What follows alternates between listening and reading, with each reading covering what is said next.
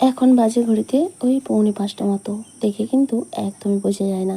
এখন কিন্তু 4:30 বাজলেই পুরো পরিষ্কার হয়ে যায় আর চারিদিকে লোকজনের আওয়াজও পাওয়া যায়।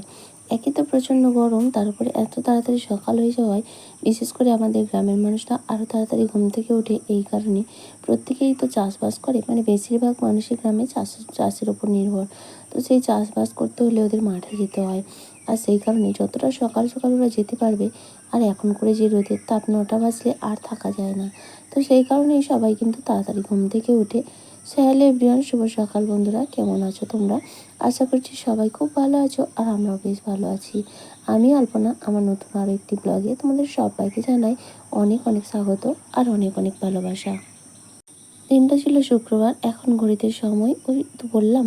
আর এখন যে ক্লিপটা দেখছো ওটা শুক্রবারের নয়, ওটা অন্য কোনো দিনের ক্লিপ ছিল, কিন্তু তোমাদের সঙ্গে মানে ভিডিও এডিট করতে গিয়ে কখনো মিস্টেক হয়ে গিয়েছিলো, তাই আজকে আর ওটা না করে ওটাকে অ্যাড করে দিলাম। সত্যি কথাই বলে দিলাম, আসলে কখনো কখনো না এরকমভাবেই কিন্তু করতে হয়। যাই হোক, আজকে এখন থেকেই তোমাদেরকে সাথে নিয়ে আজকের ভিডিও শুরু করছি। তারপরে চলে আসলাম বাসনগুলো মাজতে। এখন কিন্তু কলে জল চলে এসছে। আর ওই যে যেহেতু তাড়াতাড়ি সবাই উঠে তাড়াতাড়ি সবাই মাঠে যাওয়ার জন্য কাজবাজ কমপ্লিট করে, তাই জলটাও কিন্তু অনেকটাই তাড়াতাড়ি দিয়ে দেয়। এখানে 6:30টার মধ্যে আমাদের স্নান টান সমস্ত কিছুই কমপ্লিট হয়ে যায়, জলটা তাড়াতাড়ি দেয় বলেই। তো যাই হোক, এদিকে অনেকগুলো বাসন ছিল, সেগুলো এক এক করে মেজে নিচ্ছি। আর আজকে শুক্রবার, আর হচ্ছে মেয়ের তো এখন স্কুল ছুটি, টিউশনও শুক্র শনিবার অফ থাকে, সেই জন্য এখন অনেক বেলা পর্যন্ত ঘুমাচ্ছে। আচ্ছা বন্ধুরা, আমি ভয়েস দেওয়ার সময় তোমরা কিছু কি লক্ষ্য করতে পারছো? একটু প্লিজ মন দিয়ে শোনো। দেখো, কোকিলের আওয়াজ পাওয়া যাচ্ছে, যদিও কিন্তু এটা বসন্তকাল নয়, তবে মাঝে মধ্যে না এই গ্রামে বাস করার একটা আলাদা আনন্দ অনুভব করা যায়। যখন একটা পাখির মানে যখন কোথাও সকালবেলা বিশেষ করে ঘুম থেকে উঠলে আলাদা রকম একটা অনুভূতি লাগে। একটা ফ্রেশ হাওয়া, সুন্দর একটা, মনটা যেন মাইন্ডটা খুব সুন্দর হয়ে যায়, সঙ্গে যদি পাখির ডাক থাকে। যাই হোক, আমি ভয়েস দিচ্ছিলাম, সঙ্গে কিন্তু কোকিলের ডাকটা শোনাই যাচ্ছিল। এদিকে দেখো, বাসনগুলো আমার মাজা হয়ে গেছে। এখন বাসনগুলো এক এক করে ধুয়ে নিচ্ছি। খুব বেশি বাসন ছিল না, তবে এর আগে কিন্তু আমি হাঁড়ি কড়াই যা ছিল সেগুলো ধুয়ে নিয়েছি। তারপর স্নান টান করে পুজো দেওয়া কমপ্লিট করে নিয়েছি। আর এখন এই যে চা বসিয়েছি, আর ওদিকে দুধটাও বসিয়েছি। আজকে হাটবার, চাটা খেয়ে তোমাদের দাদাভাই আবার হাঁটতে যাবে।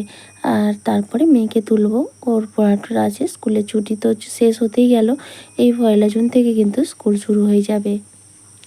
চাটা খাওয়া দাওয়া করে তোমাদের দাদাভাই হাট চলে গিয়েছিলো, আর আমি মাঝে কিছু যা কাজকর্ম ছিল সমস্তটা অফ ক্যামেরায় করে নিয়েছি। এখন কিন্তু হাট থেকে চলে এসেছে। মেয়ে বলে দিয়েছিল বাবা লিচু আর আম আনবে, তো সেই জন্য মেয়ের জন্য লিচু আর আম এনেছে। আর এদিকে সবজির মধ্যে এনেছে কলমি শাক, বরবটি এনেছে, পটল এনেছে, ওই বিভিন্ন রকম টুকটাক সবজি আর কি। তো সেগুলোই এনেছে, সেই সমস্তগুলো বের করে নিচ্ছে। সবজিগুলো গুছিয়ে নিয়ে চটপট রান্না বসিয়ে দেবো। বেজে গেছে প্রায় 9:30 মতো। তো এরপর সকালের খাওয়া দাওয়াটা করে নিতে হবে, কারণ সকালের খাওয়া দাওয়াও হয়নি। সকালের খাওয়া দাওয়াটা সেরে নিয়ে চটপট রান্নাটা বসিয়ে দেবো। আজকে কিন্তু খুব একটা গরম নেই, কারণ সকাল থেকে ওয়েদারটা মেঘলা মেঘলা হচ্ছে আর সুন্দর হাওয়া হচ্ছে। তবে আজকে দুপুরে কিন্তু সুন্দর বৃষ্টি হয়েছিল, মানে শুক্রবার দুপুরের পর থেকে ওয়েদারটা পুরো চেঞ্জ, বিশাল ঠান্ডা লাগছিল। যাই হোক, সবজিপাতি গুছিয়ে খাওয়া দাওয়াটা সেরে রান্না বসিয়ে দিয়েছিলাম। রান্না বসিয়ে সবজিপাতিগুলো কেটে নিয়েছি। আর সবজি বলতে বেশি কিছু রান্না করব না, ওই যে শাক এনেছে কলমি শাক, সেটাই ভাজা করব। আর পটল দিয়ে আলু দিয়ে মাছ এনেছে, মাছ দিয়ে ঝোল করব। মাছটা কাটা মাছই এনেছে, শুধু ধুয়ে নিয়েছি। আর এদিকে কিন্তু আমার ভাতটাও হয়ে গেছে, নামিয়ে নিচ্ছি।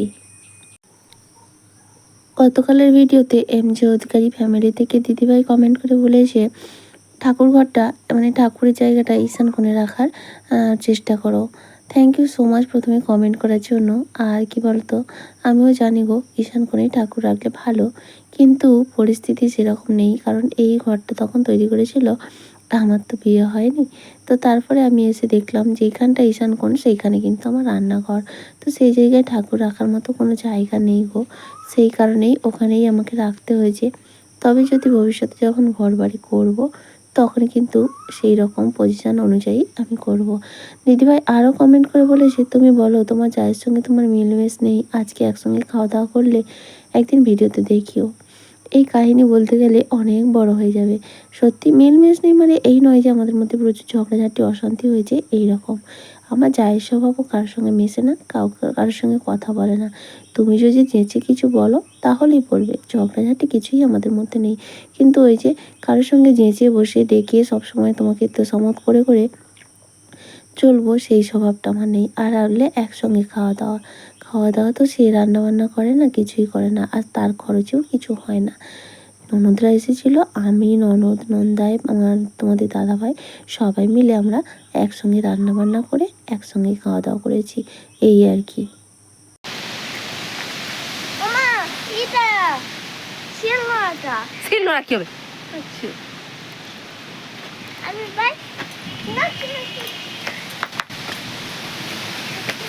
গাছের পাতা পাতা পড়বে, শুকনো পাতাটা পড়বে। সবেমাত্র রান্নাটা শেষ করে এবার খাওয়া দাওয়া করতে বসবো, মানে খেতে ভাত বাড়তে গেছি, হঠাৎ দেখলাম মেঘ পুরো অন্ধকার হয়ে গেছে। চারিদিকে না জ্বালন টালন সব ছিল, আজকে তোমাদের দাদাভাই কিছু জ্বালন করে দিয়েছিল, সব মেলা ছিল, ছুটে ধরে সব গোছগাছ করে নিলাম আর তারপরে খাওয়া দাওয়া করতে বসলাম।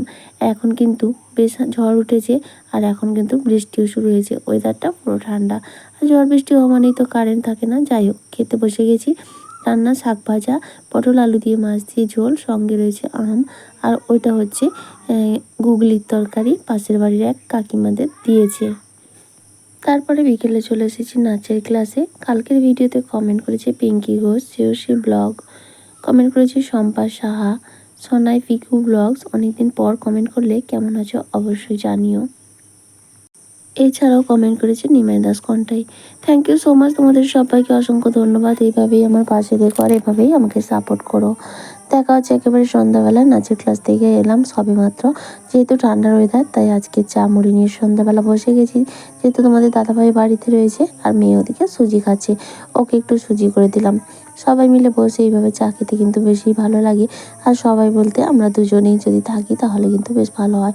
ওই যে ওর আজকে ডিউটি ছিল, তবে ওর ডিউটিটা আজকে অন্য কেউ করছে, তার ডিউটিটা কালকেও করবে, এই কারণে আর কি। নাচের ক্লাস থেকে এসে শাড়িটাও এখনও খুলিনি, ভাবলাম আগে কাজগুলো গুছিয়ে নিই। আসলে যেহেতু ঠান্ডার ওয়েদার তাই অসুবিধা হয়নি, যদি গরম হতো তাহলে কিন্তু এতক্ষণে থাকতে পারতাম না।